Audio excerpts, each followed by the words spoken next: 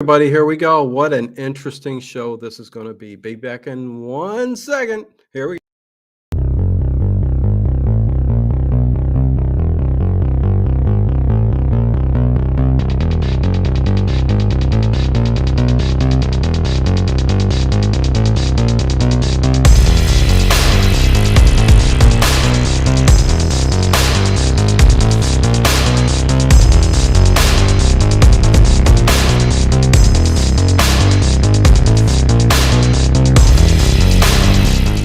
Is it just me? Or is it getting crazier out there? Hey everybody, welcome to Paranormal Into the Night on the Late Late Horror Show YouTube channel. What is going on? We got a fantastic show tonight. And I was talking to her a little bit, and boy, we're from the same area. We're talking about the malls in the area and stuff, and it's just bringing back all these teen memories. So it's kind of fantastic there. But hey everybody, Emily Thompson, what is going on? Dennis, what is going on? Good to see you. Edward Stewart, Connie Clary, Richard Speaker, what's going on? Good to see you. Who else is here? You guys are way back there. Goomba, Christina, how you doing? Tomo, hey, Tomo. Hey, Ginger. Black Roses, what's going on? Emergency Remedial Truth. Hopefully you enjoy the show. Paranormal, here we go. Wreck the guest. No, we don't wreck the guest. Dennis, wreck the place. That's what we do. But anyways, yes, let's see. Let me talk about her really quick and then introduce her. And Michelle Belanger, I think I got that right, is an occult expert, presenter, singer, psychic, and author of more than 30 books on paranormal topics. Michelle has been featured on TV shows including AE's Paranormal State and the Travel Channel's Portals to Hell. That's it. Portals to Hell, I think, is the Jack Osborne one I've seen her on. As a psychic medium and occult expert, a person of many talents, Michelle has performed with musical groups. Well, she's musically inclined too, including the dark metal band Urn. How did I miss that? Anyways, and the Gothic duo next, Arcana, okay, in the 1990s. Michelle was the editor of Shadowdance magazine dedicated to dark fringe culture. This is everything I love. The goth scene. I love it. I love it. Listen, she also runs an Airbnb, the Inspiration House. We will talk about that a little bit. But that's it. I'm done. I'm bringing her back on because we got way too much to talk about. Here we go, Michelle. How you doing? I'm doing pretty good. How about you? I'm doing very, very well. Yeah, the music stuff doesn't usually come out, but yeah, that's a whole thing. Yeah, I thought I read that, but now I'm going, oh boy, you were even some goth bands in the or dark metal, whatever, in the 90s. So yeah, listen, Northeast Ohio here, there's cultured areas where all these people kind of hung out and did things. And so do you remember Nine of Clubs? You remember that? Oh, Ace of Spades, Nine of Clubs, the one down in it turned into Trilogy down East in the 9th Street. Yeah, right above. Yeah. Oh my God. So yeah, good times. I wore good some, times. Some unfortunate outfits there. Listen, that was fun. The first time I was there was they had the art bar, and Lestat. They were a local band. They were doing like their signing party, like their release party for one of their first things. I was in a show on Tri-C. Did I freeze? No, you should be good. Okay, cool. Be good. Yeah. Was in Salome with Tri-C. I did a bunch of community theater and like his sister and we definitely ran and run in very similar circles out here, but it's a small enough area that I don't know that there's a way not to. Right. Well, Lestat, I grew up with them. They were friends we all hung out at the club there. So I'm not going to say great friends with them, but good friends with them. And we would meet up every weekend. So very, very cool. And their music was very, very good too. But we would get them on cassettes back then and play it, and pass it around and stuff like that. But anyways, let's get to you because we got a lot of stuff to talk about. You've got over 30 books from the occult, vampires, demons, hauntings, Ghost Hunter's Guide to Survive. I mean, listen, check out the links, everybody. down below in the description for her links. Definitely check out the books on Amazon, because I think you might pick one or two of them up if you want, because there's a lot of interesting reads there, and I'm sure more and more are going to come down the road here. But and the thumbs up, subscribe, bell, all that good stuff. With that said, Michelle, let's start off from the beginning. Where did this all begin? As a child, did anything happen that kind of brung on these gifts, and your first experiences and all that? Well, it's a little chicken and the egg, because it definitely is something that was believed to run in both sides of my family. But I was a really sick infant. I was born with a heart defect that they didn't catch until I was 6 months old.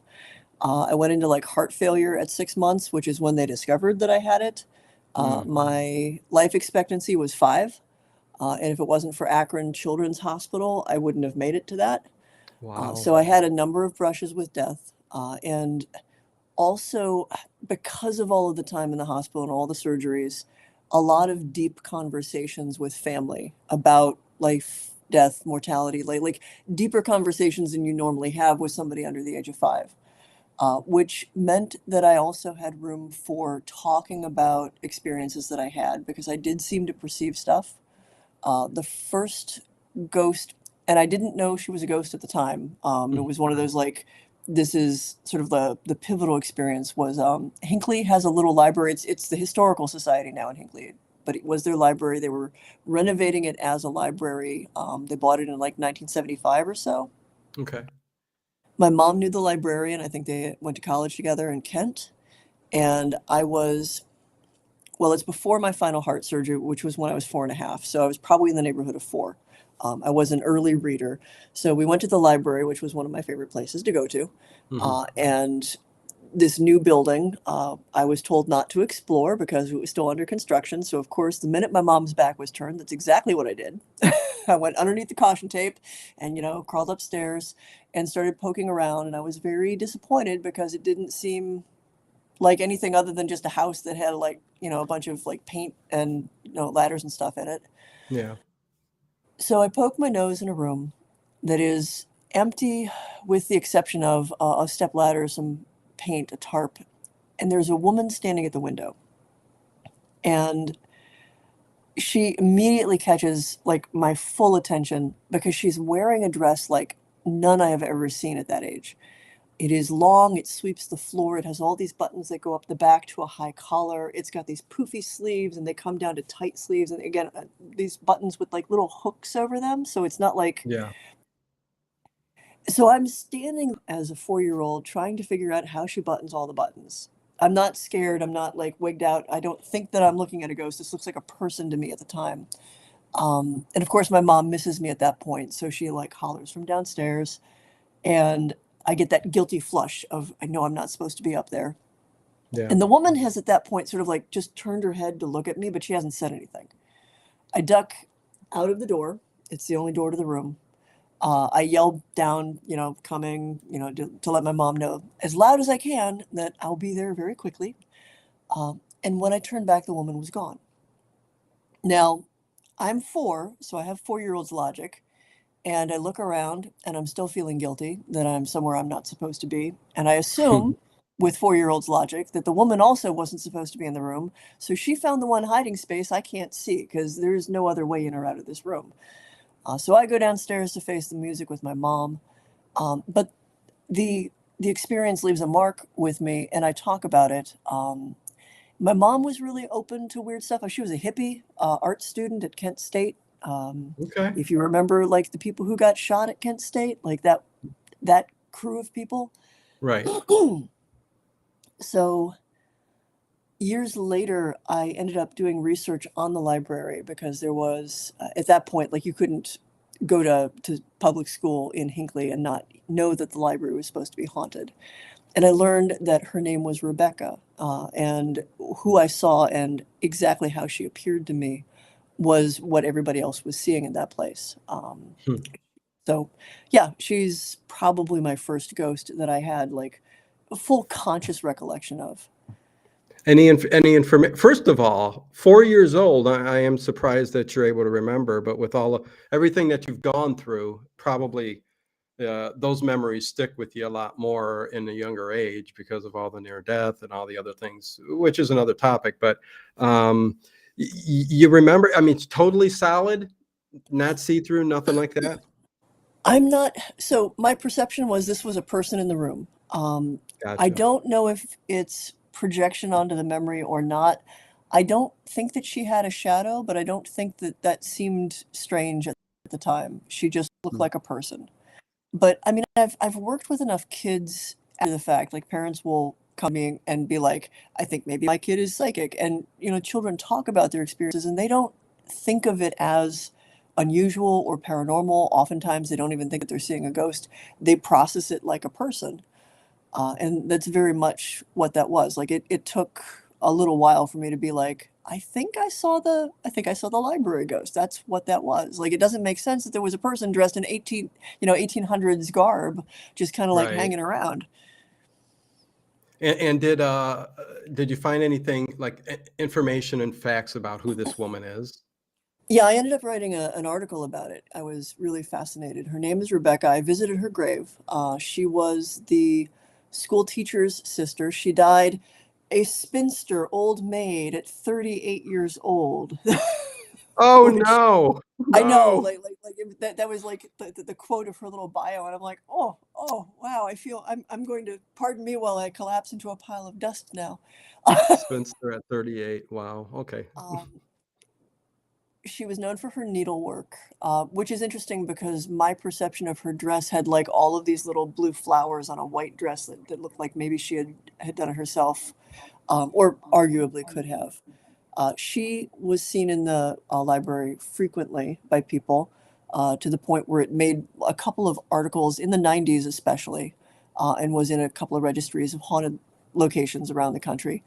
Apparently, she had opinions about books in the library and was best known for chucking things off of the shelves at night and would just dump them in the middle of the rooms, and then the librarians would have to come in and like reshelve books.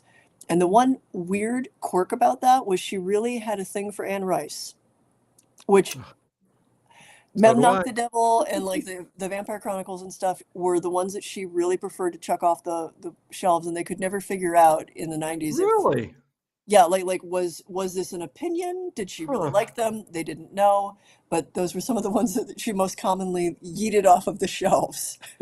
That is so funny. Listen, the Vampire Chronicles is my favorite stories of all time. Then The Hobbit, so kind of drastic changes, but fantasy, whatever. But Anne Rice, I almost had her on my show, and then she got shingles, and then she Mm. sadly passed away. But I would have loved to have talked to her because, listen, and Memnoch the Devil. I've talked about this on these shows so many times. Everybody knows I love Anne Rice's books, but it's funny that she's chucking those out like that. But Mm. anyways. Um, to get to I do got a question about what are your thoughts or perception on why when younger kids have these kind of near death experiences, what is it in your opinion?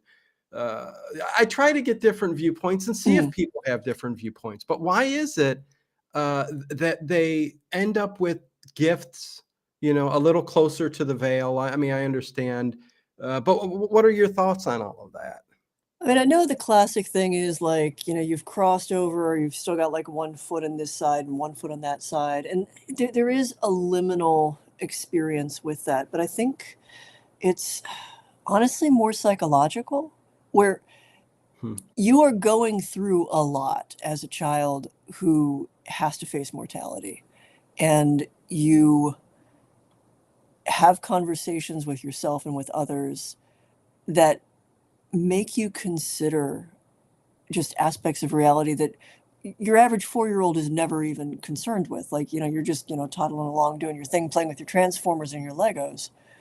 I really think that our experiences change us. And, from a spiritual level, those changes probably open us up. But from a psychological level, those changes, the experience itself, ages us. It kind of demands us to look at the world differently. Hmm. Okay. Okay. Yeah. I mean, yeah. So all of the above, right? Yeah, Little yeah, closer to it's the all of the other. above for me. Yeah. Yeah. So you had all of this happen to you. That was your first experience. And as you're growing older, did you find out, hey, I really do have these other gifts? I mean, when did the psychic part of things kind of enter the picture? Is this something that evolved over time?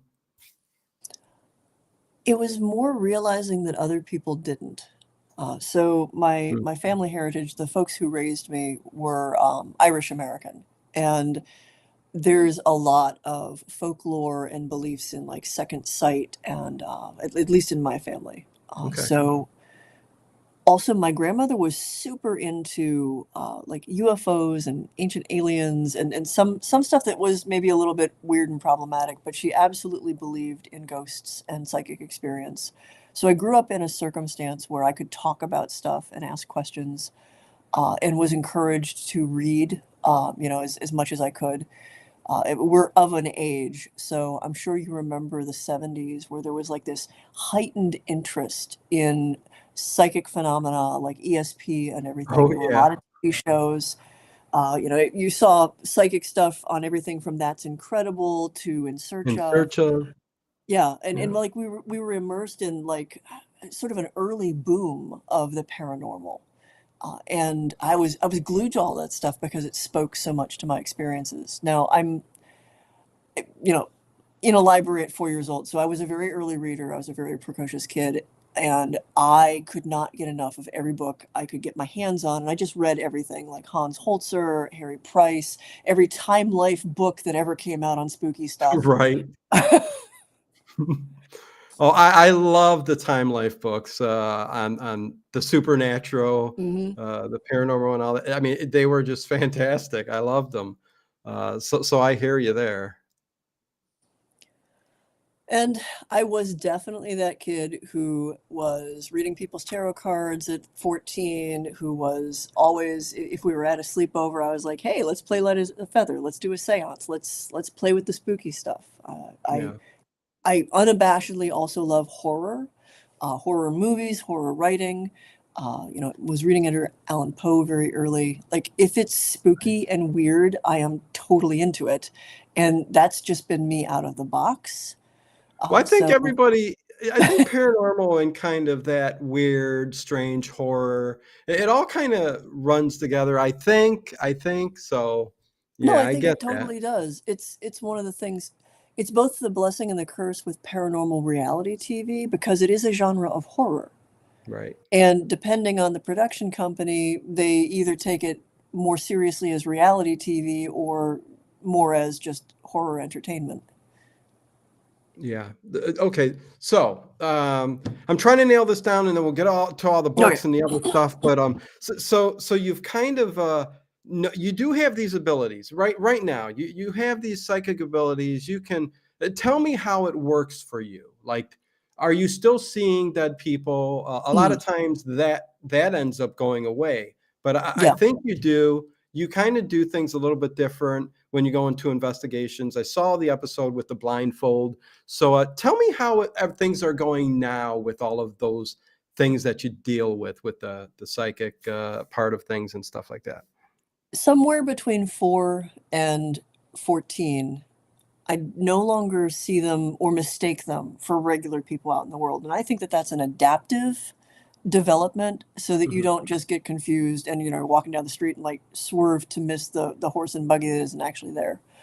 Uh, Mostly it is, I'm still very visual, incredibly visual, but it's an awareness that this is something that I'm perceiving in a non-physical way. Uh, I'm very sensitive to what, for lack of a better term, is just energy, like the emotions that are left behind in places. And oftentimes that's what I pick up long before I pick up spirits. In a lot of ways, picking up the emotional residue of a place, not just of spirits, but also of the living people who've been there, is sort of how I start to zero in on the other stuff. Now, I'm also really observant, really well read, and kind of inherently skeptical. Like, for anybody who's listening who's like, you think maybe you had an experience, and you overthink yourself, and you convince yourself that, well, all the 10 different reasons why it totally isn't really psychic, like you just were, making a logical conclusion about the space. I absolutely do that. Used to really get in my own way about it. So if you Hmm. see me doing work on television shows with a blindfold, it's so that I can just kind of get out of my own way and not think about the 19th century architecture of the building that I'm walking into. Um, I don't Yeah, know. we were talking about this earlier, like Hmm. it's perfect thing to do with the blindfold because you walk into a prison, you're going to think one way. You walk into an asylum or an old hospital, you're going to think another way. The furniture, the paintings on the wall, so everything can kind of throw you in different directions and get you to thinking older or nurses Hmm. or what kind of crimes that were committed here. So I get you 100%. Yeah, I mean, you can Sherlock Holmes the place. Like, that's Mm, the hard part. So where I'm at with it now is, so I've got a degree in comparative religious studies with a concentration in psychology of religion. I've got a pretty solid psych background. I spent probably 30 years of my life trying to find the line between psychic ability and psychic perception and what's psychological, like what is just how people's brains work. Where I'm at now is that line is indefinable. There's as much on one side as the other. They are completely entwined. In a lot of ways, you can't take a psychic impression outside of somebody's head, and how their head works has a significant influence on how they experience it, express it, react to it. Um, so it's just sort of part of my life. I just kind of go along. It's not a big deal. I put most of my work into just not picking stuff up. Like, the last thing you want to do is be picking up like all of the emotional impressions and all the spirits and all the everything around you constantly. right. So I am mostly just working on shielding so I don't pick stuff up. The blindfold on the TV shows is helpful for that also, because it gives me a space where when I have this on, I can open everything up and drop everything. Hmm. And when I don't have it on, I can just have my regular, whatever I'm doing, whether it's gaming, reading, watching the latest Mike Flanagan on Netflix. There you go. Midnight Mass. Yeah. Oh Um, my God, that was so good. oh, it's listen, that's in the last decade, that's probably the best series that I've watched. So yes, it really left an impression on me, which we'll get into here in a few minutes because I want to talk to you about because you've got books on demonology and Mm, and listen, fallen angels and demons and stuff like that. So I'd like to definitely touch on that with you if you don't mind. mhm. But definitely a serious. And again, everybody, please check out the link below now, during, or after the show, preferably after, and check out all her books because I'm not going to be able to get to all of Oh, these there's no topics. way. There's no way. So many No. people are like, I haven't read all your books, and I'm like, I don't blame you. It's okay. Right, right. So I'm definitely going to have you on to talk about other things, but so all of that together, and I think that's awesome. I think if most psychics or people with gifts that listen, there's all different ways that people kind of connect to the other side. If they're able to keep that shield up and protect them and keep it like you can go on day to day and live your life, and then bring it back down when you need to. That's just a perfect thing. And I'm sure you have probably taught that and helped people with Yeah. that before. Yeah, which Now, is a I good mean, thing. That's awesome. the funny thing is where I taught myself was the Parmatown Mall.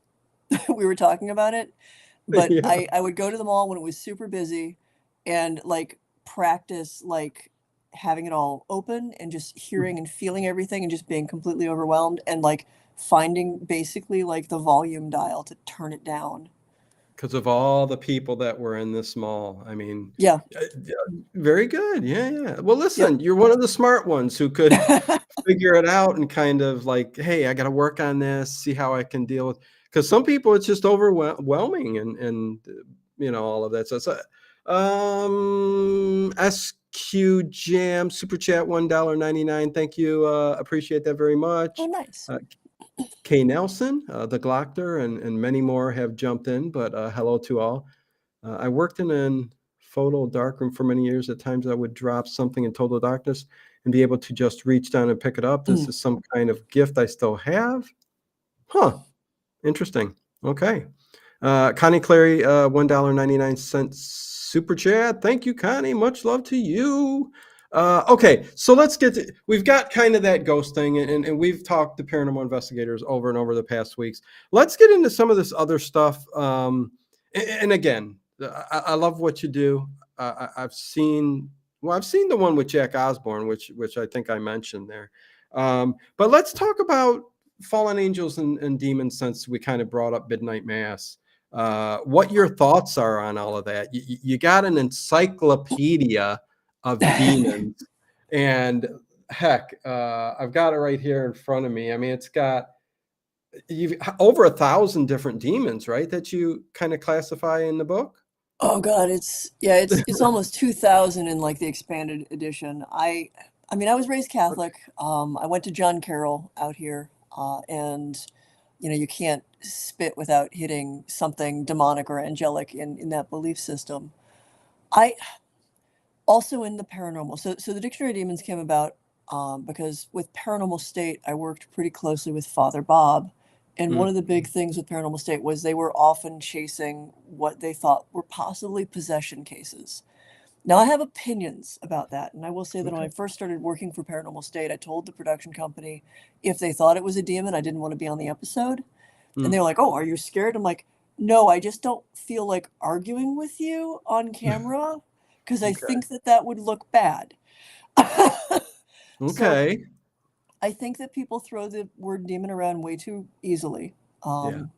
And maybe that's partly the scars of a kid growing up as a goth and if, a weirdo into the horror during the Satanic Panic.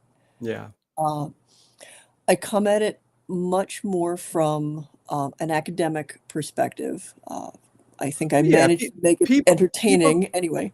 Yeah, people tend to think anything evil Yeah. is demonic, and I think we've talked about this many times that if you are evil here, you're probably going to be evil there if you're still sticking around. So you can't just throw demonic in on everything. But sorry to cut you off, but go ahead. Oh, no, it's true though, and that's Right. one of the main reasons that I wrote that book.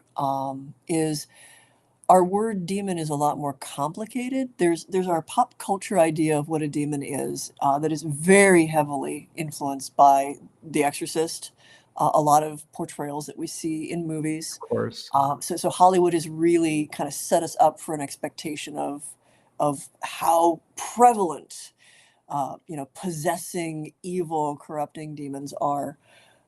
The word comes from a Greek word that wasn't necessarily something that was automatically and completely evil.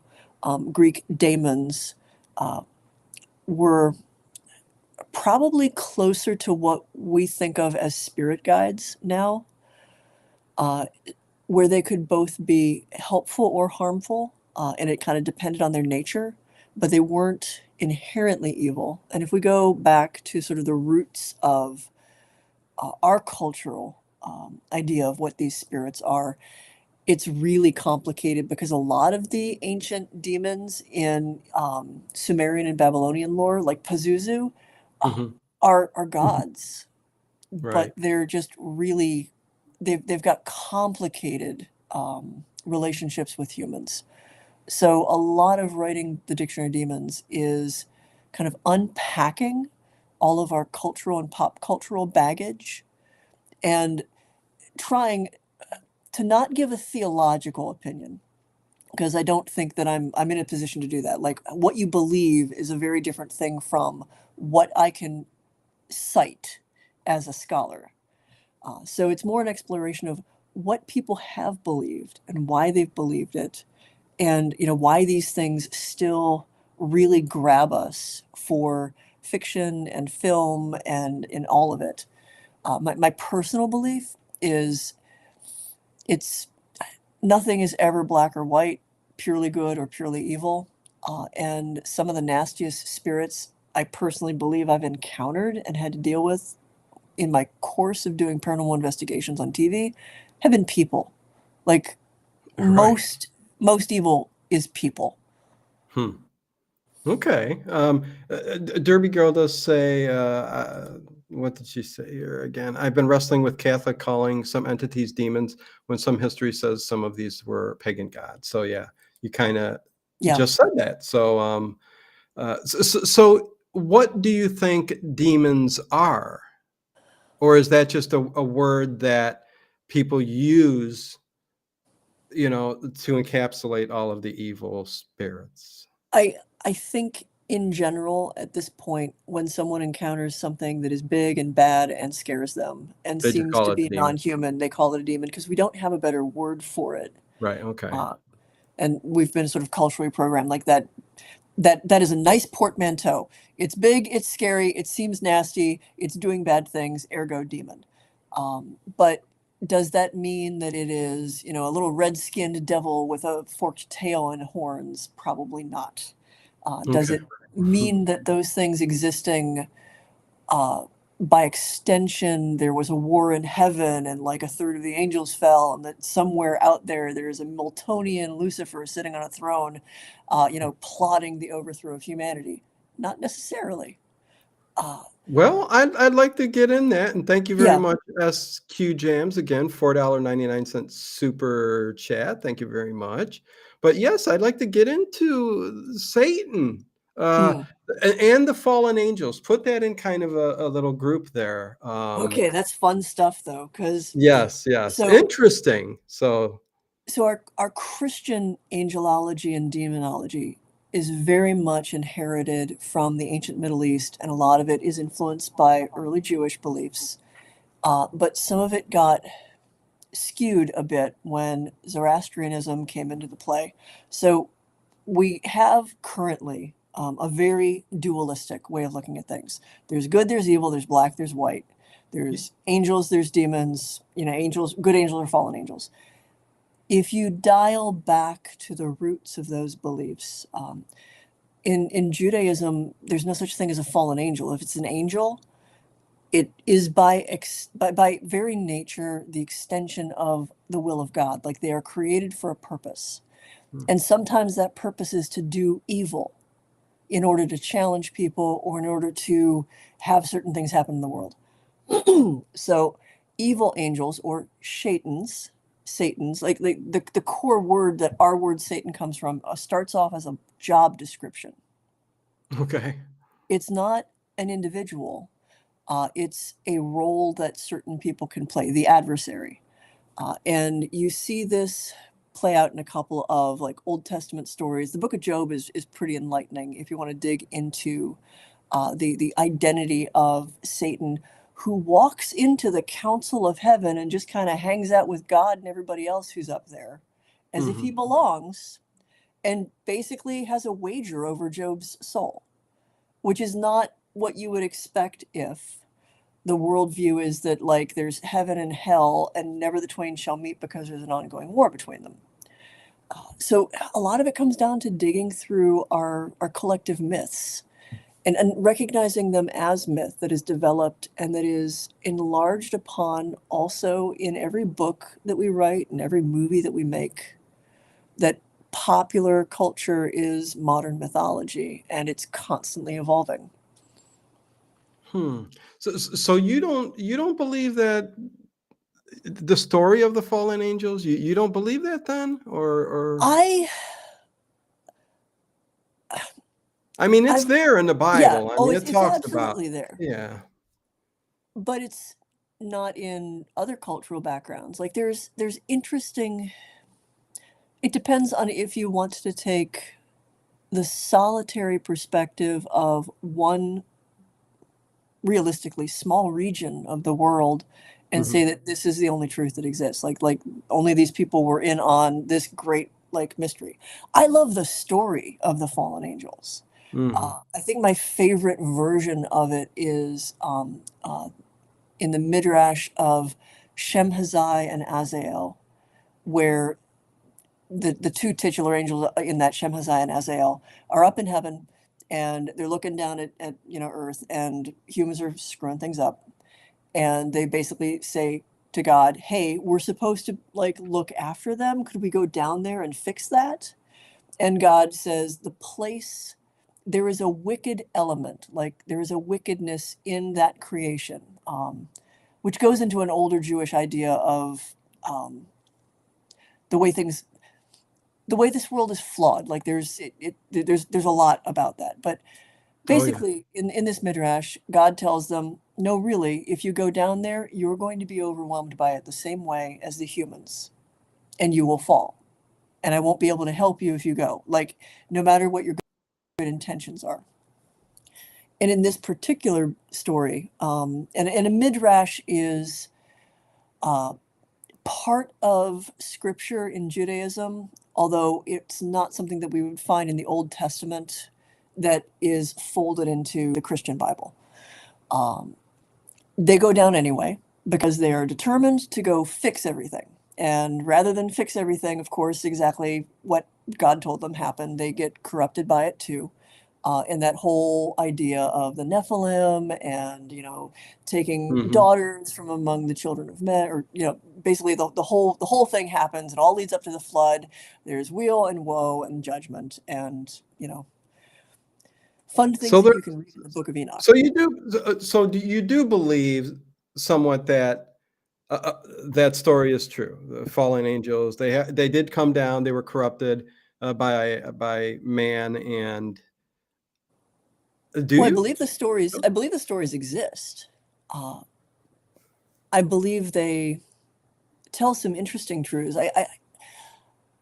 But I don't approach the Bible from a theological standpoint. I see it as literature, mythology, history that's encapsulated in mythology.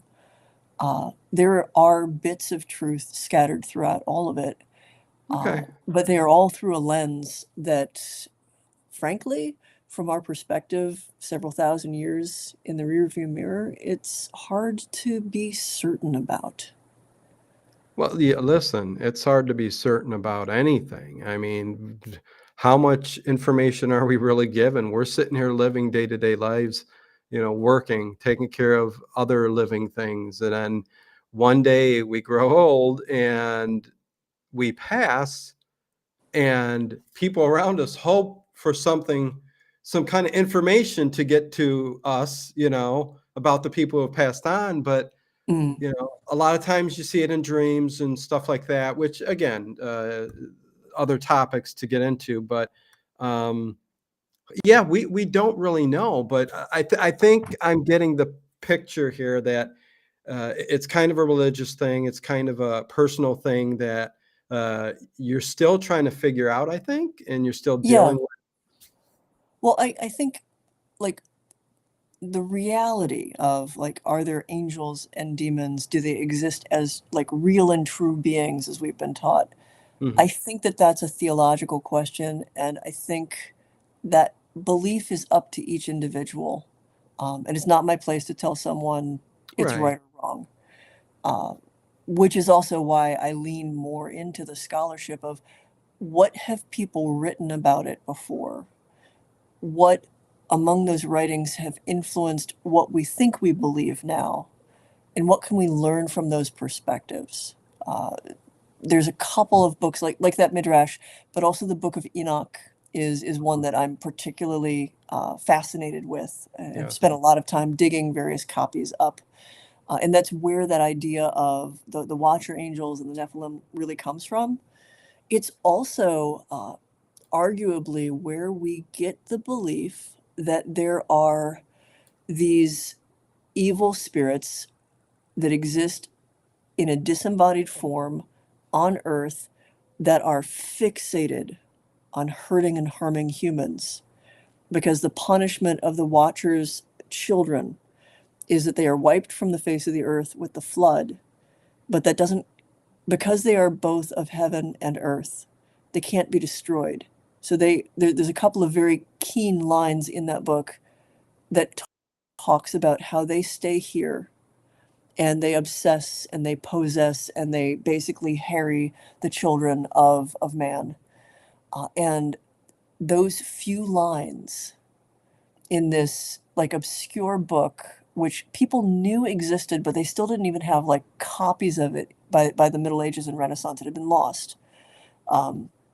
If not for the Ethiopian church, it probably wouldn't exist. Like it would have been completely lost. Huh. But those few lines have had such a profound impact on what we think evil spirits are, that in a lot of ways it eclipses all of the other stuff that I've mentioned with like Babylonian, Sumerian, Yeah. Pazuzu, all of that. That idea that there are these ancient, non-human, disembodied forces that not only are angry and powerful, but specifically feel cheated by humanity and are vengeful about that.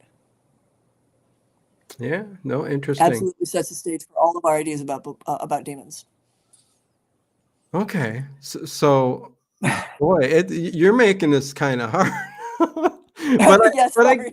no, I get it though. You're taking this in a theological way, and you know, so I get what you're trying to say and how you're trying to put it out there. But I'm still going to dig again and say, so there are Okay. no non-human entities, be it evil or good, on this plane of existence at all? Oh no, I mean, I've definitely like if you're asking like, do I think I have encountered some stuff that is like, what the is that? Um, no, we've definitely done some investigations where I'm like, well, I don't know what else to call this. It's a demon. Okay. Okay. So yeah, that's Yeah. kind of No, what I was.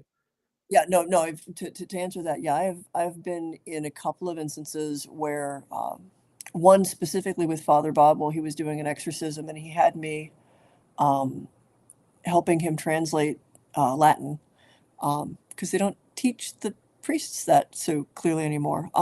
But Yeah. yeah, there have been a few experiences where there was definitely something big and bad Mm. and not human, and I'm really clear when I do work on the television shows that I have a specific checklist if I'm going to use the word demon. Yeah. It has to be demonstrably, it has to be demonstrable. Yeah, I can't speak anymore. Demonstrative. It must be malevolent. Okay, there you It must be intelligent, clearly intelligent, probably smarter than the people. It must be arguably inhuman, like it doesn't seem like it has ever been human. And if it checks those boxes, it's definitely malevolent, it's definitely non-human, it's definitely an intelligent spirit. Then I'm like, well, that's kind of the shape of what we call demons. So unless more information comes through to tell me that it's something else, I'll agree to call it a demon. go. Okay. And no idea in all of your research really, or your beliefs on what they could possibly be. Uh, I've got theories. Yeah, throw a Some couple at things, me. I mean, some of them I think they're just things from elsewhere that are so alien that the way in which they operate does not fit how we operate. Good answer. There's, yeah, I mean, there's also, I don't know. Because I was going to bring in the idea of, listen, I'm sure you believe with us being a speck here, and all of the other theoretical theories out there of different planes of existence, even right here on our own plane of existence that we know of. So there are various aspects of life in different forms, different, if you want to say dimensions. Yeah, dimensions, vibrations, whatever. Right, because everything's energy, everything's on different levels.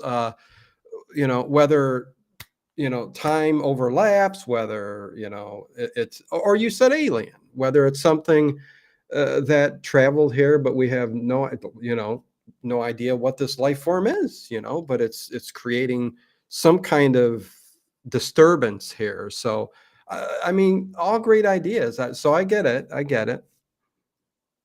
Yeah.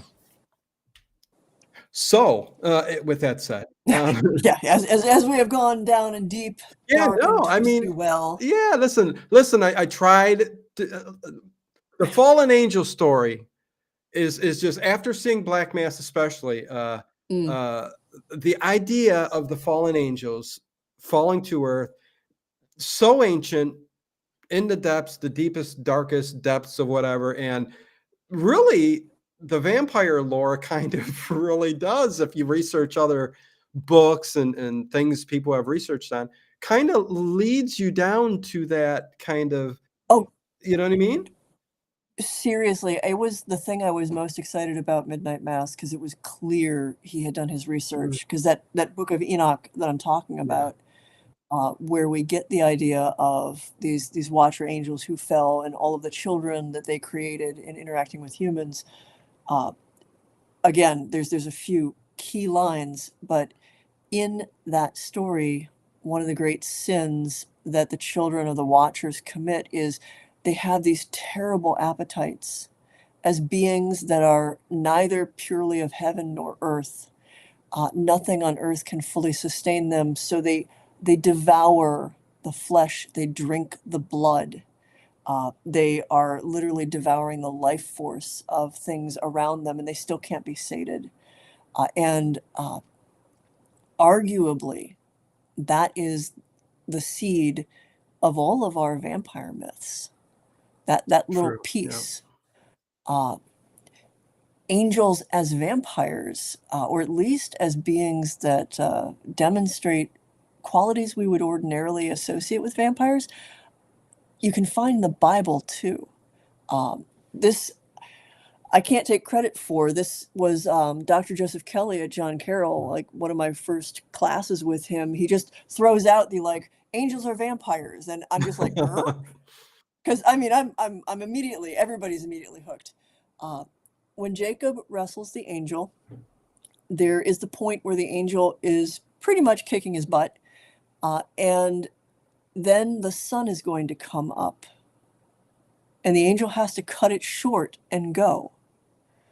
Now, there's a lot of folklore about liminal times and changes between night and day and night and midnight and like when various entities, especially non-human, especially spiritual entities, things that are metaphysical in nature, mhm, can or cannot interact with our world.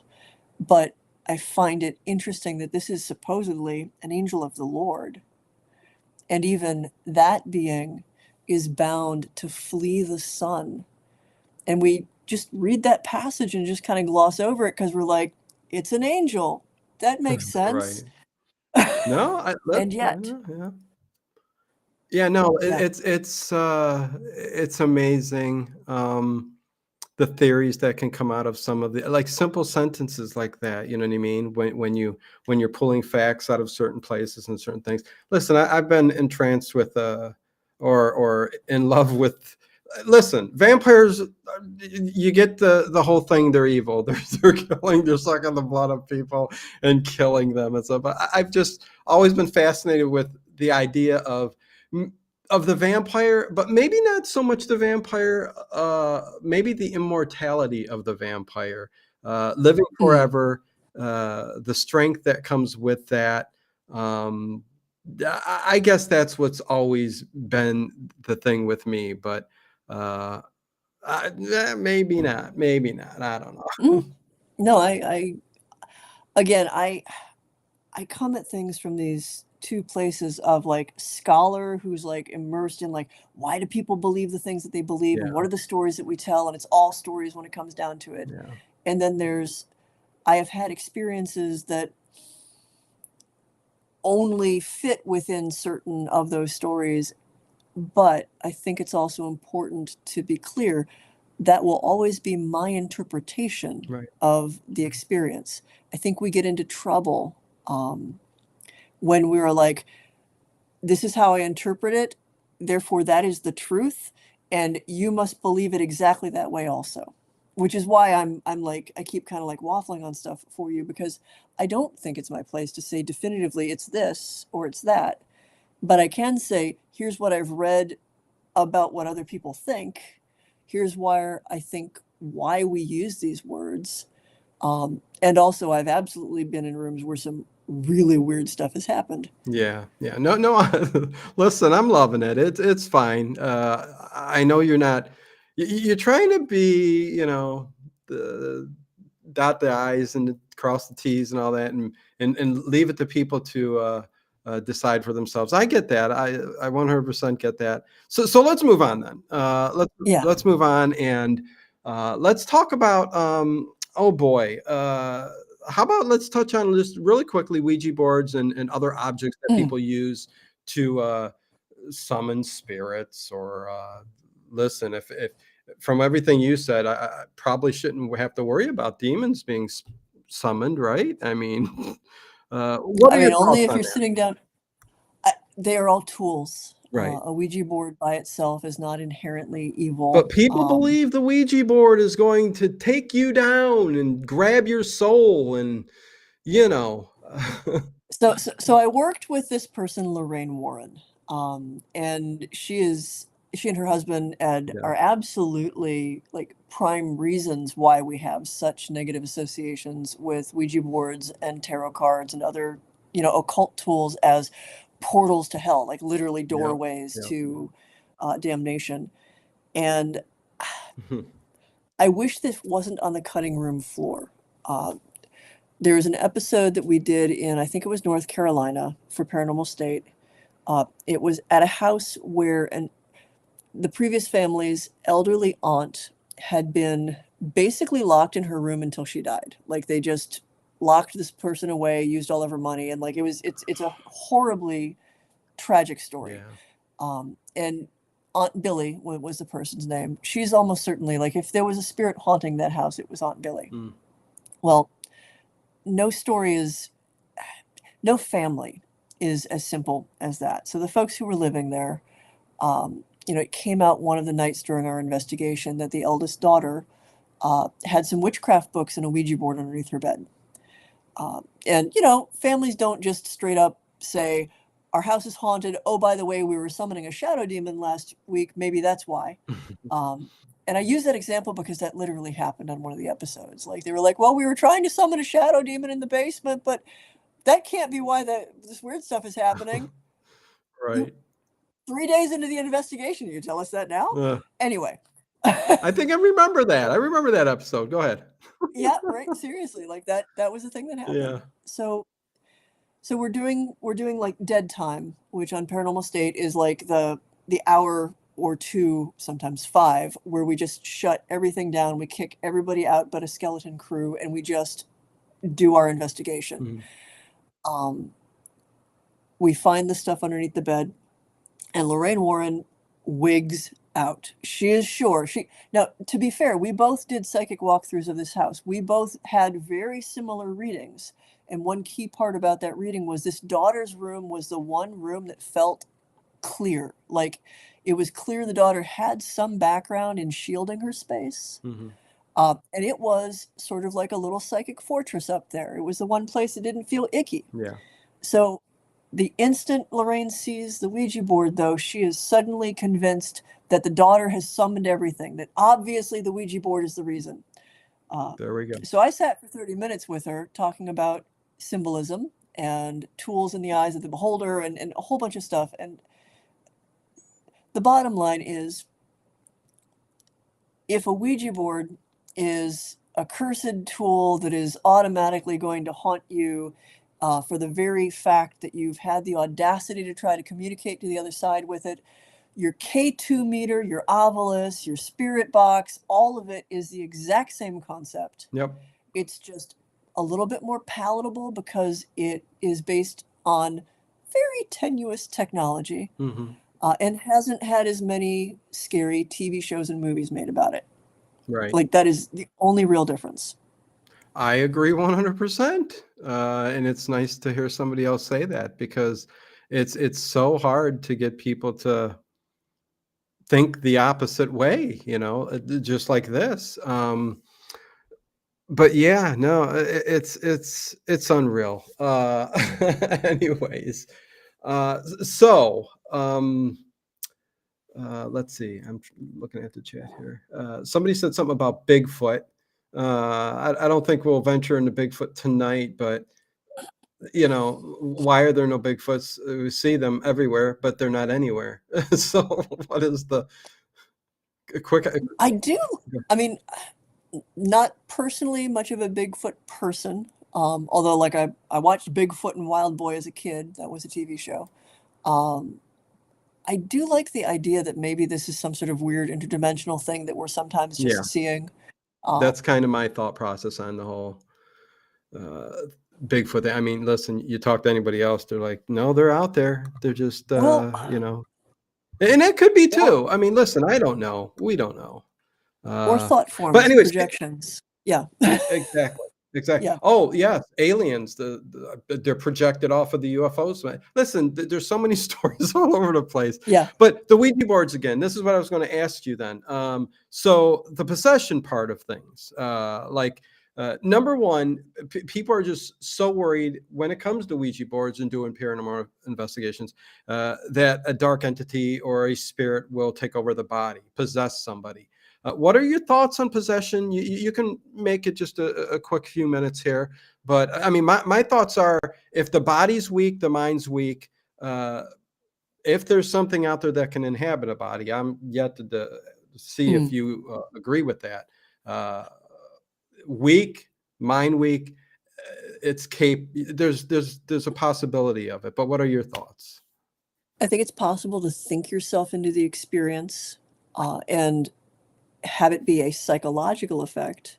I think it's Mm, also possible to think yourself into the experience and open yourself up to something. And I mean, I will state for the record, I have seen instances of what I can only call possession, where something that was definitely not the person stepped into them. I am also, I practice various forms of magic and transpossessory states that are intentional, that are invited by someone who is trained in letting go, whether it's a voodooista or a santero, is also something that happens and is truly incredible to watch mm, because all of the things that we fear when we talk about possession, where the person's face changes, they speak languages that they couldn't know, like their voice changes, like weird stuff happens around them. There's like, metaphysical, paranormal stuff that happens that definitely also happens in willful, controlled transpossessory states. So, I mean, it can happen. So if somebody mm. sits down and they're using a Ouija board and they have gotten themselves worked up to the point where they are certain something terrible is going to happen, it just may well happen. And either they will be having a psychological episode where they have dissociated and created this experience themselves, created a splinter identity. And you can definitely perceive some possession cases from that perspective. Mm. Or they have worked themselves up to the point where they are unconsciously inviting the experience. Okay. Okay. Makes sense. Makes sense. Um, Derby Girl says, I've often wondered how it would feel to be an old god who hasn't been worshipped or even remembered for a millennium. What kind of low-key shenanigans would I get up to because of porn? Okay, so just yeah, you're just throwing that Mm, out there. Hey, Undead Chronic Son, what's going on? Good to see you. So okay, so we got that out of the way. Boy, you're a teacher of sorts, that's for sure. Definitely comes out, and I will yeah, ask I'm at an the escapee end. from I'm an escapee Right, from right. academia. It shows. Yeah, yeah. But that's good. And I think you do classes and stuff like that. But we'll talk about all of that when we wind it up at the end. Okay, moving on to I'd like to talk a little bit about psychic dream walking. You got a book Yeah. called Psychic Dream Walking, and I've always been interested in astral traveling, and believe I got it down somewhat. Um, because I have astral travel from my body. I know that's what it is. And there's no doubting it when you've done it. But Hmm. what are your thoughts on that? And I believe psychic dream walking is probably something similar. I didn't read the Yes. book, but you tell me. Okay, go ahead.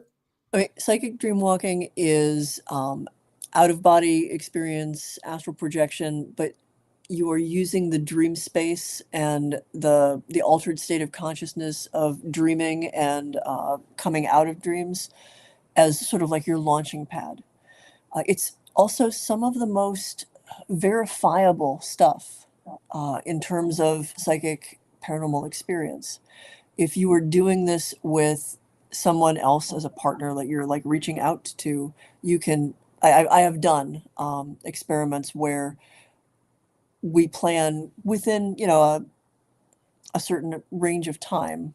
I will try to like reach out and perceive what's in their room or perceive what they're doing, and it's really incredible the level of detail that you can Oh yeah. achieve with that.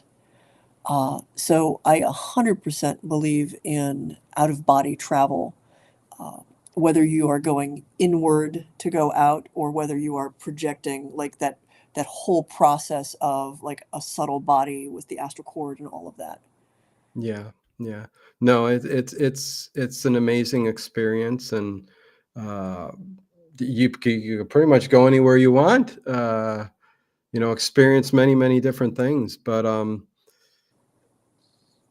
so you have done that? You've Oh astral yeah. traveled? Yeah, that's honestly, I do a lot of long distance psychic work since COVID started. Okay. So with Katrina Weidman, she's got like a Travel the Dead, like little YouTube thing.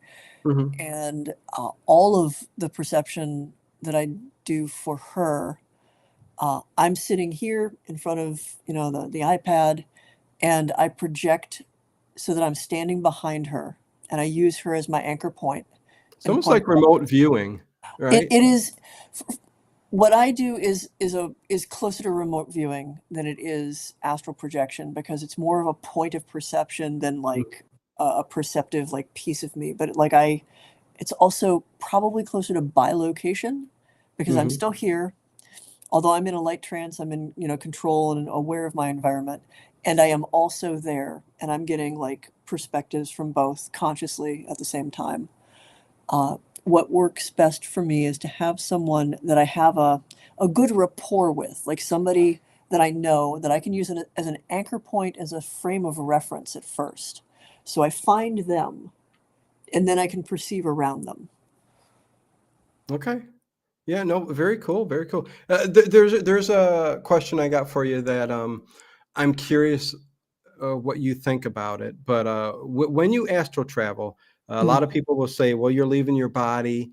That leaves you open for possession again, something like that. Somebody else to enter your body." But I believe that there's two different energy forms. There's your soul, which you're allowed to, or you can astral travel and leave your body. But there's also another energy which goes with you when you pass on, Mhm. that's towards the middle of your body, that stays there, and protects your body when you astral travel. Am I wrong? What are your thoughts on that?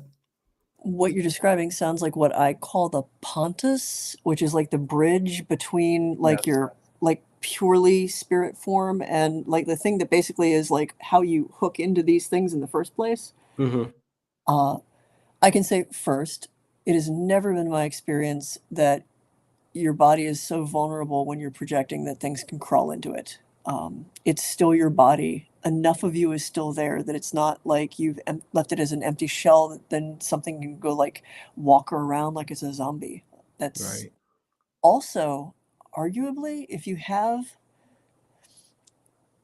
developed your ability to the point where you can project yourself out, whether you have done that consciously or not, you are also developed to the point where you are not vulnerable in that state. Like Right. it doesn't make sense, like logistically to me, that you can be powerful enough to project your perception, across state lines, and yet your body's left behind as this poor, vulnerable husk for anything to grab you. Now, if you are projecting into strange places, because I don't think that you are 100% limited to here. Like, I think No, there are no. points at which you can cross Robert Monroe has some really interesting theories on that topic Mhm. of, you can astral project to here, and what is a familiar space, but you are now in a liminal space. And as a being that is not bounded by your physical body, you could travel elsewhere, Right. wherever you think that elsewhere might be. Monroe's argument for that, and several other folks who write about astral travel, is that the farther afield from home you go, the less likely you are to know what is dangerous and what isn't. So you may Right. be putting yourself spiritually at risk, and not spiritually in the sense of like a demon's going to get you, but like the part of you that you are projecting may run into things that will be aggressive. But in my own experience, the worst that can happen is you snap back and you have a headache for a couple of hours. Right. Exactly. No, yeah, because listen, I've astral traveled up out of Earth into space. I haven't gotten any farther for some reason. I just have not been able. I've tried to make it to other planets or life, Mm. and this all sounds very fantastical. But yes, I projected myself to what is space, but could never. I pop back into my body, and that's as far as I could ever go. I don't know if that's, and listen, I've been doing this for many, many years, and that's always as far as I can go. I don't know why that is. I've found that everybody has sort of like their own set of rules, and sometimes that has to do with almost like what they are able to conceive of as possible, but also like just sort of who you are, how your abilities work. Yeah.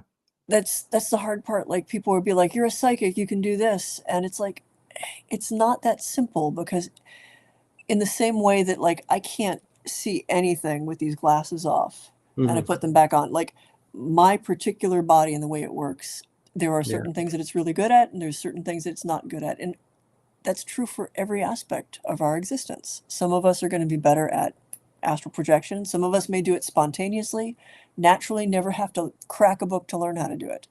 Probably don't even think of it as weird. Right. And then there are folks who just, that's not in their tool set. And there's Hmm. nothing wrong with that. And it's Right. nothing wrong with them. It's just their abilities lie somewhere else. Yeah, there you go. Hello, Willie Abe and Leanne Roche. What's going on? Good to see you guys. Is there a possibility? Is there a way that you can kind of describe, if it's possible, to reach out to your spirit guides, Mm. uh, somebody who's watching over you that's around you? Is there any way to reach out? Let's stick to spirit guides. Is there any way to reach out to your spirit guides? Do you believe in the spirit guides? I think it's more complicated than some of the new age stuff, where there's just like, I don't know, oftentimes when the word spirit guide comes up, there's a sort of, I don't know, fluffy bunny idea of everybody's got a bunch of like tutors and teachers, and somewhere there's like a psychic Harry Potter school, and there's just like people who are going to swoop down and help you out. And Yeah. it's, my experience is it's different from that. You Okay. build a relationship with spirit allies, and they may be people you were related to who are hanging around, who are available and interested in looking out for you. They may be people from previous lives who are not currently incarnated. They may not be people at all.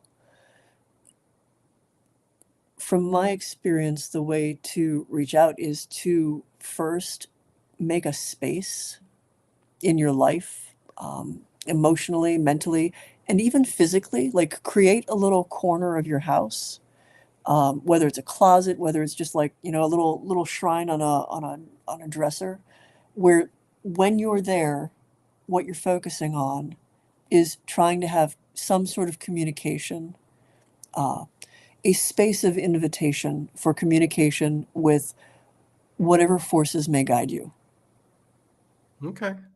Okay. Sounds good. Yeah. and make that part of your practice. Right. Because you're also a practicing witch too, right? Am I wrong? Yeah. No, I've been doing magic since I was tiny too. Okay. Interesting. As your thoughts. So, do you practice on a daily basis? Yeah, my psychic stuff, the magic, it's inextricable. Uh, I will complicate things because magic, psychic ability, energy work, and a whole heaping helping of psychology are all intertwined. Intertwined. Yeah, Like they're all kind of a piece. And I yeah, no, get I, that. I do stuff every day. I work with spirits. I'm not sure they would let me not work with them at this point. Not in a negative way, but like it's like having, I don't know, a very tight knit group of friends. Yeah. Uh, the No, house I reside. Yeah, go ahead. yeah, no, that's very interesting. You are correct. All of that is kind of intertwined, kind of deals with pieces and parts of all the same things. If somebody's wanting to make their life better,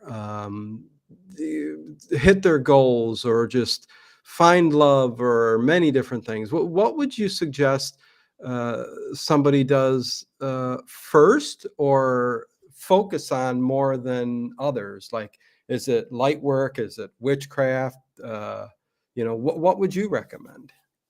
The first place to start is sorting out everything in here and how you work. Get to a place where you have like good emotional boundaries, like a good idea of like where your internal reality, like what is your anxiety speaking and what's just like you had a bad day speaking versus what you're actually perceiving. So you do a lot of, and this is why I say you can't separate psychology from this work, because you really need to do as much work as possible to be in a good, healthy mental space Oh yeah. if you are going to dig into all of the other weird stuff your brain can do, because it is psychic experiences, paranormal experiences, magic, by their nature are their boundaries are softer and stranger and harder to pin down. So if you don't have strong boundaries yourself and a good sense of your inner reality, that's the real danger. Like you can get pulled into delusion, you can get pulled into suddenly mistaking everything as a paranormal event when it's really not. Right. So nutshell, you got to work on your shit. Oh no, 100%. Yeah, you can't be. I'm not going to say anything bad, but Yeah. we get exactly what you're saying. You need to have everything together, and then you can focus on one thing. And if like the simple things of just clearing yourself of light, pulling it from the earth, and cleansing yourself every day out through Hmm. the top. It's a part of what I do on the channel. I mean, a lot of these people, we've done this for, and are kicking around. Hey, right, Dennis? Yeah. Uh, Grounding, centering, shielding absolutely yes, should be in your toolkit. yes, Honestly, the thing that's most useful is having a couple of people, even if it's only one, who you trust to bounce ideas off of, to call you on your bullshit if you yeah, start like, getting off track, who can also verify some of your experiences. That validation is incredibly helpful. And also people who can point out when you're wrong, because you learn more when you mistake something and learn that that was a mistake, because right. now you know what you did to kind of like go down the wrong path with interpreting your experience. Hmm. So getting good feedback from one or two or three people who you trust and doing the same for them. So basically, like having your little community of people that you are comfortable talking to about these things, and you trust them not only to believe you when it's valid, but also to question you in case it's not. Right. No, gotcha. 100%. Um, Man, yeah.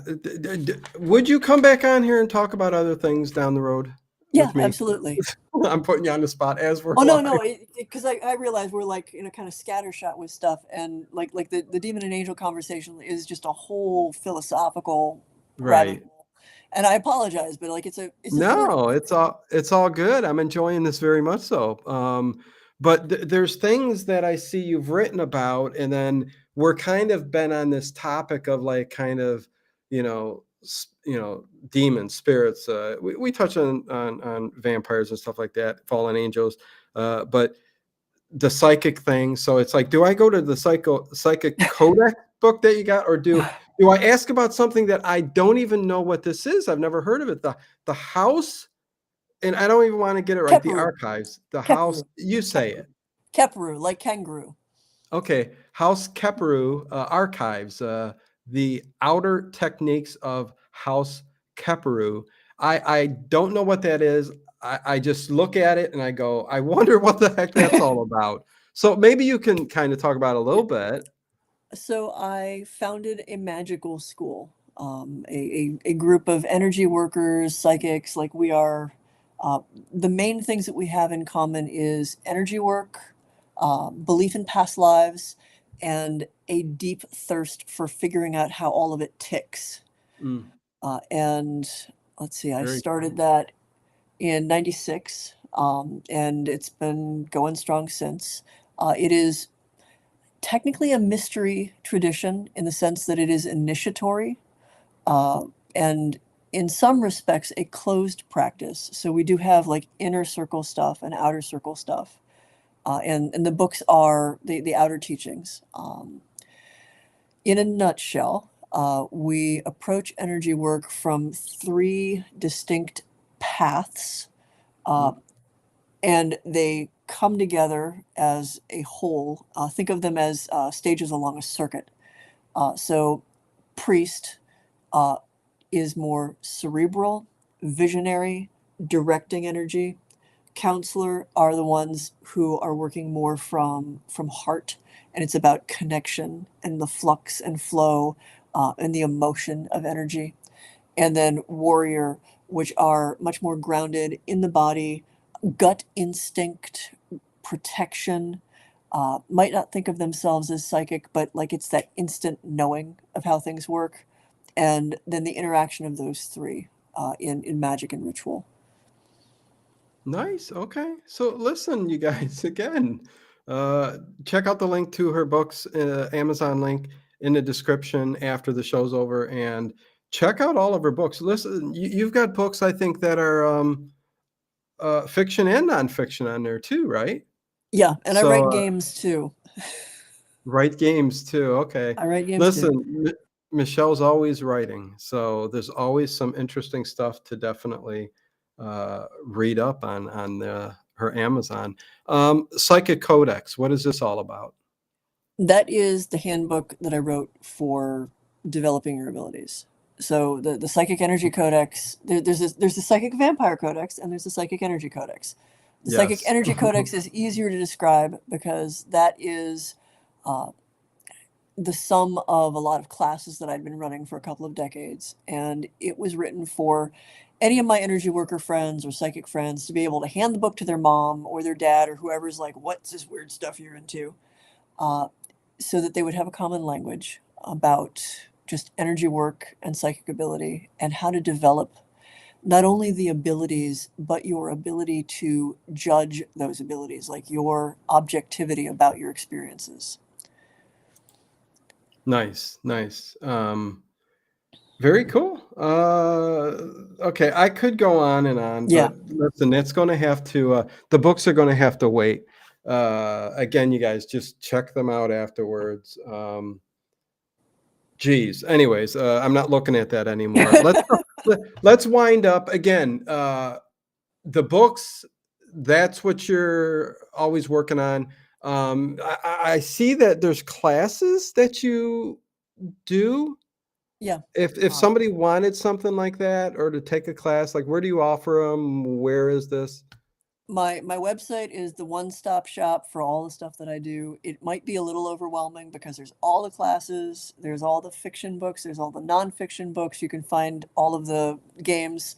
The most recent of which I'm really happy with because it's a horror novella that is also a journaling game called Lonely House. And if you Mm, like really dig like Shirley Jackson's Haunting of Hill House and Danielski's House of Leaves, nice. it's just this fun, immersive, gothic tale of a Okay. haunted house that's like twisting and turning around you. Where can you get the games at? Uh, Also on my website, or Steam? not on Steam because this is just text. It's a Okay, PDF. got Itch.io. I have an account on Itch.io, okay, which is a little indie game distributor. You can gotcha. find some of my work on Drive Through RPG too. Well, there you go. Role-playing games. You gotta love it. I do a Here, little bit of everything, and like I said, I get bored easily. I see yeah. people talking about Nox Arcana. Yeah, look up Blood of Angels. That's the album that I did with Nox Arcana. I also Okay, am Leanne playing with them on Richer. Winter's Night. There you go. Okay. One of the best videos. Very, very cool.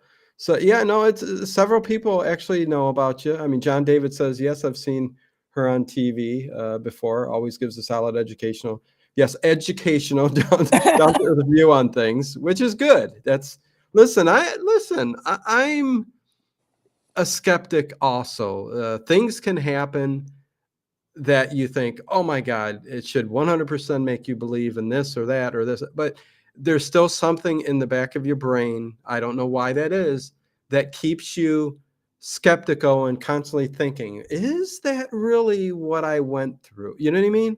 I think the healthiest approach, as someone who has had some truly extraordinary experiences, is to always maintain enough of that skepticism to step back and ask, am I interpreting this right? Could I be wrong? Because Yeah, when someone just starts to assume that their initial interpretation is 100% right and must be true, that is the quickest way to just start going down like the wrong like that's the downward spiral. I yeah, think we should always question everything. Like true skepticism is you go in not committing to like whether it's true or not. You have the experience and you make your own judgment based on all of the information available. exactly. I've seen people talking about coast to coast. I've been on coast to coast back when it was Art Bell. I did a couple of interviews with George Norrie. I don't enjoy interviews with Norrie as much as I did with Art, so I really don't do coast to coast No, anymore. no, that's interesting. I'm just joking. Anyways, Yeah, it just you were on with Art Bell, huh? way back in the day, like way back in the day. What year? Can you remember? Oh God, I was still living at my house in Hinckley, so that would have Mm, been 97, 8, it would 90 have been or somewhere later. between 94 and 96. No way. So you were a guest almost before he even exploded. Hmm. Oh, holy Moses. Smell the roses.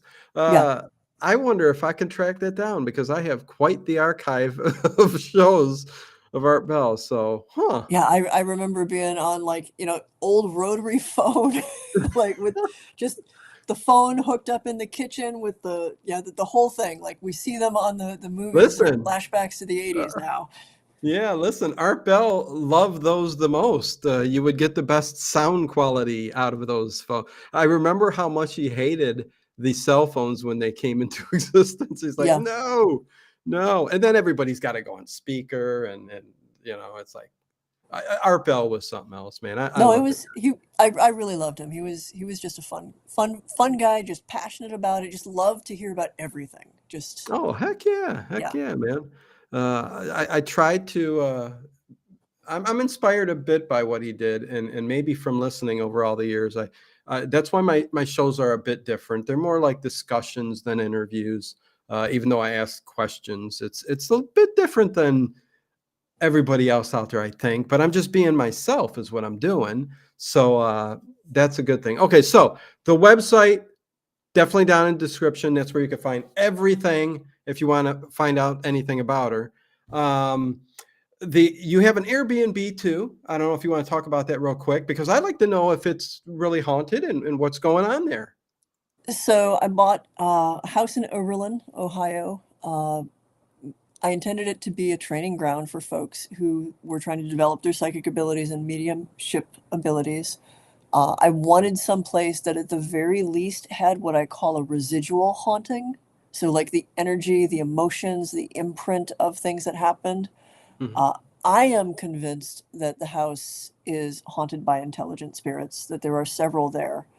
Uh, what I can say for sure is there were no less than 6 deaths on the property, not violent deaths, Okay. which was one of the reasons I bought it as a training ground, because it is a cozy, fairly comfortable haunting. None of the intelligent spirits there are malevolent. They're just old residents who liked the house so much that they really haven't moved out. Most of them died of old age or of complications Mm. of, like long-term illnesses. And I don't do like in-person overnight classes currently with the high-risk COVID stuff. The early heart surgeries means that I am very high risk, so I've got to be very careful about how much I'm out in person. Okay. But it's up on Airbnb, and folks can go do self-directed investigations. Or frankly, it's a nice, quiet little place to like squirrel yourself away and write for a couple of weeks because it's very Nice. quiet. Very cool. Very cool. And people can they just rent out a room if they're up in Oberlin and stay the night? And You just rent the whole place. Like I said, it's up on okay. Airbnb. It was on some Netflix, Most Amazing Vacation Rentals, I think was the show. Really? Okay. Okay. Nice. Nice. That's a good compliment. Yeah, Willie Abe says 1996, so he that must sounds right. It remember. would have been probably, well, you know what? Yeah, Yeah. that sounds right.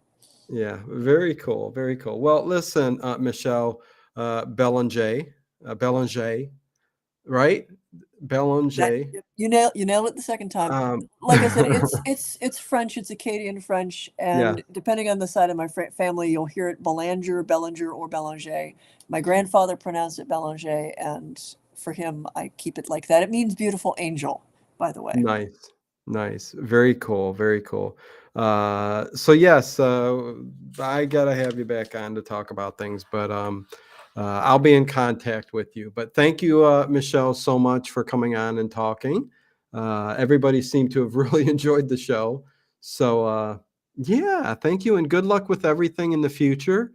And yeah, yeah, Yeah, thank you. and thanks, Willie, for looking that up so quickly. Yeah. Well, listen. I don't know if he just knew off the top of his head, but Oh, uh, but the Google yeah, whacking to pull it yeah. up was good. There's some I remember. I've listened over and over for so many years. There's some you can name it, and I just know, oh, that's 97. You know what I mean? So who knows? Who knows? But anyways, thank you again, Michelle. You have a good evening, and Yep. I will be in contact with you again down the road. Fare thee well. Hope everybody had a good night. Okay, thank you. I'm going to put you off to the side, and you can actually Okay, close doke. your browser out anytime you want. Okay. Okay, cool. Much love, Michelle. Thank you. Okay, so there you go, Michelle. Michelle, that was an awesome interview. That was really, really cool. And I didn't even talk about like, yeah. I mean, she's got too many books, way too many topics to talk about. But I love it. Michelle, you are the best. Love your work. Thanks. Thank you, Dino. No, thank you for your time tonight. Thank you, Derby girl. The overnight stream tonight, you guys, is another good one. Hopefully, everybody loved Mr. Chameleon, so I'm glad you guys all enjoyed that. And overnight tonight is Epic Casebook of Inspector Carr. Another one I have never played on the channel, but it will run all night tonight. And then tomorrow night, The Strange Vice of Mrs. Ward with me and Ginger. We will be discussing that movie, and it'll be fun. And just like it always is, controversial. No, I'm joking. It'll be fun. It'll be good. Make sure you guys hit the thumbs up on the way out. Join the Patreon.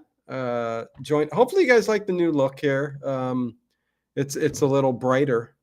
You can see me a little bit better. I'm not so in a corner with all my toys, although all my toys are fantastic. You know what I mean? You know what I'm saying? But yeah, I will see each and every one of you. You guys made the night really cool. Wow, Cool Beans, another new old show. Yep. Yeah, so with that said, I will end this, and much love to each and every one of you. Let me mention that this Black Christmas will be for movie night for patrons and channel memberships. We will have movie night. It will be Black Christmas from 1974. And the night after, we will have trivia night for Black Christmas. Questions made up by Edward Stewart. So thank you again, Edward, for that. And that should be nice and fun. How about that? Yeah. And more stuff coming down the road, you guys. Lots of different ideas swimming around my head. So get ready. With that